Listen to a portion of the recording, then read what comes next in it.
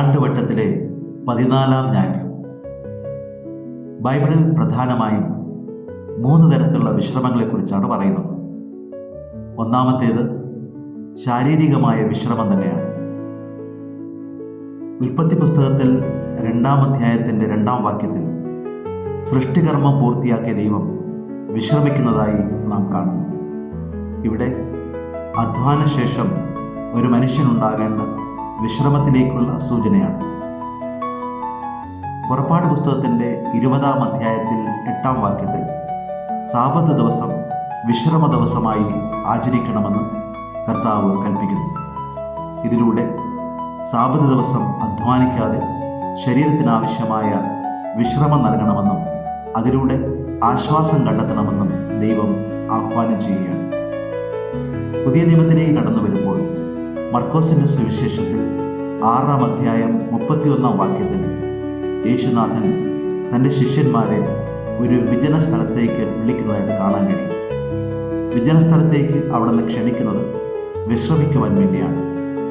പകൽ മുഴുവനും അധ്വാനിച്ച് ക്ഷീണിച്ച അവർ വിശ്രമം തേടി വിജന സ്ഥലത്തേക്ക് പോവുകയാണ്. ഇവിടെയും വിശ്രമം ശാരീരികമായ ഒരവസ്ഥയിലേക്കുള്ള സൂചനയാണ്. അതോടൊപ്പം തന്നെ രണ്ടാമത് മറ്റൊരു തരത്തിലുള്ള വിശ്രമത്തെക്കുറിച്ചും ബൈബിൾ സൂചിപ്പിക്കുന്നുണ്ട്.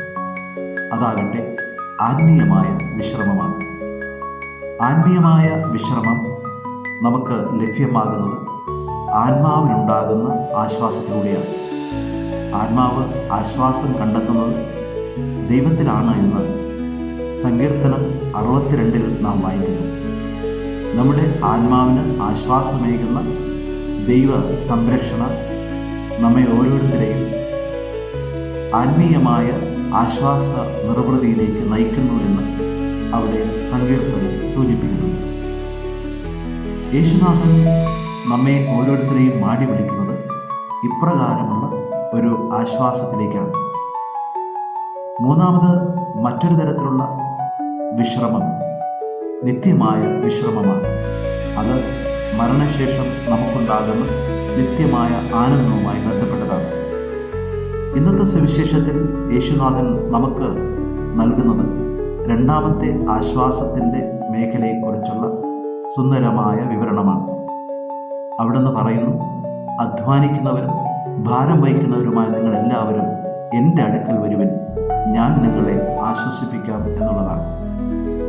അവിടുന്ന് തൻ്റെ ഹൃദയത്തിലേക്ക് ശാന്തതയിലേക്ക് എല്ലാ മനുഷ്യരെയും മാടി വിളിക്കുകയാണ്. അവിടെ ഓരോ മനുഷ്യനും അവൻ്റെ ജീവിതത്തിന് ആവശ്യമായ ആശ്വാസം കണ്ടെത്താൻ കഴിയും എന്ന് അവിടുന്ന് ഉറപ്പു തരികയാണ്. സങ്കീർത്തകൻ പറഞ്ഞതുപോലെ യഥാർത്ഥ ആശ്വാസം താൻ തന്നെയാണ് എന്ന് യേശു ഇവിടെയും വളരെ വ്യക്തമായി സൂചിപ്പിക്കുകയാണ്. തൻ്റെ സാന്നിധ്യവും സാമീപ്യവും ഒരു മനുഷ്യന് യഥാർത്ഥ സമാധാനം പകർന്നു നൽകും എന്നുള്ളതാണ് ഇതിലൂടെ വ്യക്തമാകുന്നത്. യഥാർത്ഥ ആശ്വാസം ഒരു മനുഷ്യന് യേശുവിലൂടെ കൈവരുന്നത് അവൻ്റെ പാപം ദൂരീകരിക്കുന്നതിലൂടെയാണ്. പാപഭാരത്താൽ ജീവിക്കുന്ന മനുഷ്യൻ യേശുക്രിസ്തുവിൻ്റെ രക്ഷാകര പ്രവർത്തനത്താൽ പാപബന്ധനത്തിൽ നിന്ന് മോചിതരാകുകയും അത് ആ വ്യക്തിയെ സംബന്ധിച്ചിടത്തോളം സ്വാതന്ത്ര്യത്തിലേക്കുള്ള ഒരു മാർഗമായി മാറുകയും ചെയ്യുകയാണ്. അങ്ങനെയാണ് അവൻ ആശ്വാസത്തിൻ്റെ പന്ഥാവിലൂടെ യാത്രയാകുന്നത്. ഇവിടെ യേശുനാഥൻ നമ്മുടെ മുമ്പിൽ അവതരിപ്പിക്കുന്ന ആശ്വാസത്തിൻ്റെ മാർഗം അവിടുത്തെ നിരന്തരം സ്നേഹബന്ധത്തിലൂടെ അനുഭവിക്കുന്ന ഒരു രീതിയെക്കുറിച്ചാണ്. അവിടുത്തെ ഹൃദയത്തിൽ അഭയം തേടുക എന്ന് പറയുമ്പോൾ അവിടുന്നുമായുള്ള വ്യക്തിബന്ധത്തിൽ ആയിരിക്കുക എന്നുള്ളതാണ് ഇവിടെ അർത്ഥമാക്കുന്നത്.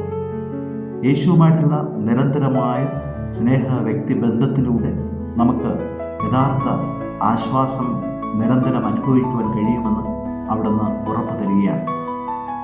ഇവിടെ യേശുനാഥൻ മുന്നോട്ട് വയ്ക്കുന്ന ഒരു ഉപമയുണ്ട്.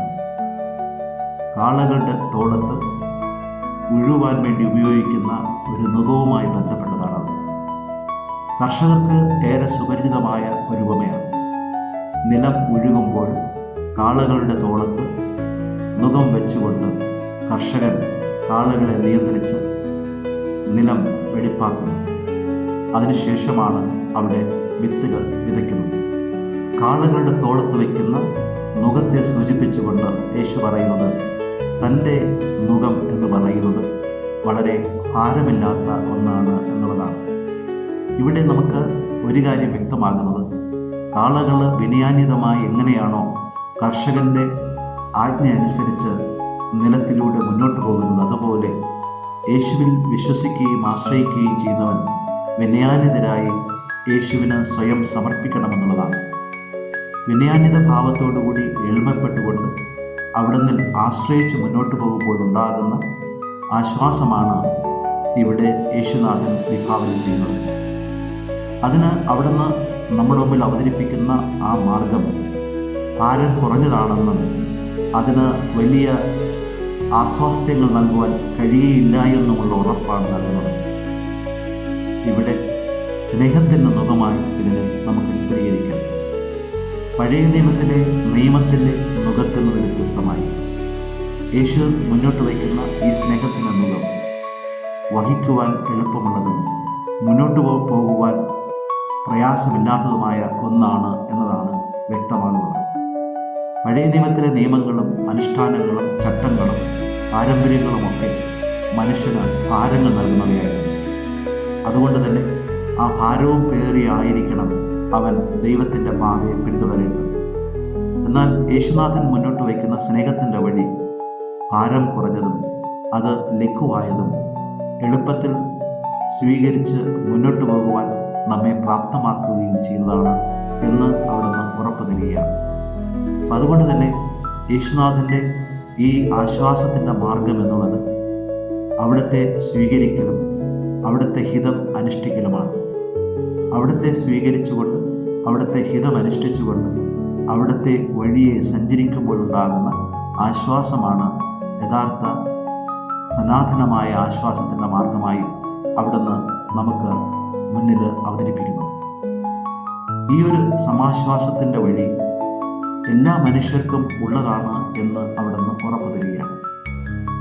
ഏതൊരു വ്യത്യാസവുമില്ലാതെ, വിവേചനമില്ലാതെ, ജാതിമത വർഗ വർണ്ണങ്ങൾക്കതീതമായി എല്ലാ മനുഷ്യർക്കും സ്വീകാര്യമായ ഒരു സ്നേഹത്തിൻ്റെ വഴിയായിട്ടാണ് യേശു തൻ്റെ ആശ്വാസ വഴിയെ അവതരിപ്പിക്കുന്നത്. അതുകൊണ്ട് തന്നെ അവിടെ എല്ലാ മനുഷ്യർക്കും ഇടം കണ്ടെത്തുവാനാകും എന്നുള്ളതാണ് അവിടുന്ന് ഉറപ്പായി നമ്മുടെ മുമ്പിൽ അവതരിപ്പിക്കുന്നത്. ഇതിന് സഹായമാകുന്ന ചിന്തകളാണ് ഇന്നത്തെ സുവിശേഷത്തിൽ നാം വായിച്ചു കേൾക്കുന്നത്. ഒന്നാമത്തെ വായനയിൽ സക്കറിയാസ് പ്രവാചകന്റെ പ്രവചനത്തിൽ നിന്നുള്ള വായനയാണ് നാം വായിച്ചു കേൾക്കുന്നത്. അവിടെ സമാധാന രാജനായി കടന്നു വരുന്ന ഒരു രാജാവിനെ കുറിച്ചാണ് പ്രവചിക്കുന്നത്. ആ രാജാവാകട്ടെ കഴുതയുടെ പുറത്താണ് കടന്നു വരുന്നത്. കഴുതയുടെ പുറത്ത് കടന്നു വരുന്ന രാജാവ് സമാധാനത്തിൻ്റെ സമാശ്വാസമാണ് മനുഷ്യകുലത്തിന് പ്രദാനം ചെയ്യാൻ വേണ്ടി പോകുന്നത്. ഈ വാഗ്ദാനം യേശുക്രിസ്തുവിലൂടെ പൂർത്തീകരിക്കപ്പെടുന്നതായി നാം കാണുന്നു. സക്കറിയാസ് നമ്മുടെ മുമ്പിൽ അവതരിപ്പിക്കുന്ന യഥാർത്ഥ സമാശ്വാസത്തിൻ്റെ വഴി യേശു തന്നെയാണ് എന്ന് ഇതിലൂടെ നമുക്ക് ഉറപ്പാകുകയാണ്. രണ്ടാമത്തെ വായനയിൽ വിശുദ്ധ പൗലോസ്ലീഹ റോമാക്കാർക്ക് എഴുതിക്കൊണ്ട് പാപരഹിതമായ അവസ്ഥയിലേക്ക് ആത്മീയമായ ജീവിതം നയിക്കണമെന്നുള്ള ആഹ്വാനമാണ് നൽകുന്നത്.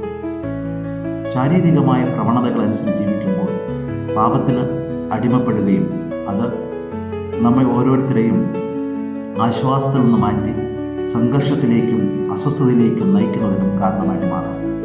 എന്നാൽ ആത്മാവിൻ്റെ ചൈതന്യവും ആത്മീയമായ രീതിശാസ്ത്രവുമാണ് യഥാർത്ഥത്തിലുള്ള സമാശ്വാസത്തിൻ്റെ പാതയെന്ന് പൗലോസ്ലീഹ നമ്മെ ഓർമ്മപ്പെടുത്തുകയാണ്. അതുകൊണ്ട് തന്നെ ഈ ആത്മീയമായ മാർഗത്തിലൂടെ സഞ്ചരിച്ചുകൊണ്ട് ആത്മീയമായ രീതിയിൽ ഉണ്ടാകേണ്ട ഒരു സമാശ്വാസമാണ് യഥാർത്ഥ ശാശ്വതമായ വിശ്രമത്തിലേക്ക് നയിക്കുന്നതെന്നുള്ള ആഹ്വാനമാണ് നമുക്ക് ലഭ്യമാകുന്നത്. മനുഷ്യജീവിതം അതുകൊണ്ട് തന്നെ യേശുവിനുള്ള ആ സമാശ്വാസം കണ്ടെത്തുന്ന രീതിയിൽ യേശുവിൻ്റെ ഹൃദയത്തിൽ സമർപ്പിതമാകുന്ന ഒരു ജീവിതമായിട്ട് മാറണം. അങ്ങനെ മാറുമ്പോൾ യേശു നമുക്ക് നൽകുന്ന സ്നേഹത്തിൻ്റെ നുകം എളുപ്പത്തിൽ വഹിക്കുവാൻ കഴിയുന്നതും സ്വാതന്ത്ര്യത്തോടുകൂടി നമ്മെ മുന്നോട്ട് അനയിക്കുന്നതുമായ ഒന്നായി മാറും. അതുവഴി തന്നെയാണ് നമുക്ക് ശാശ്വതമായ ശാന്തി കൈവരിക്കുവാൻ വേണ്ടി കഴിയുന്നത്. കർത്താവായ യേശുക്രിസ്തു തൻ്റെ അത്ഭുതങ്ങൾ നിറവേറ്റുമ്പോൾ ഇത് വളരെയധികം വ്യക്തമായി പറയുന്നുണ്ട്. പാപം ചെയ്യരുത്, പാപത്തിൻ്റെ വഴി ഉപേക്ഷിച്ചുകൊണ്ടായിരിക്കണം സൗഖ്യം നേടേണ്ടതെന്ന്. നാം ജീവിക്കുന്ന ഇന്നത്തെ കാലഘട്ടത്തിൽ പലതരത്തിലും മനുഷ്യൻ ആശ്വാസത്തിൻ്റെ വഴികൾ തേടുന്നതായി കാണാം.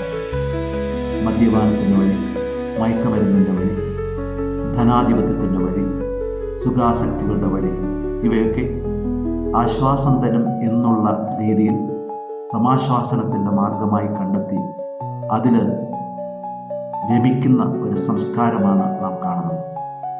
ഇവയാണ് വിശുദ്ധ പൗലോസ്ലീഹ ലോകത്തിൻ്റെ വഴികളായി ചിത്രീകരിച്ചിരിക്കുന്നത്.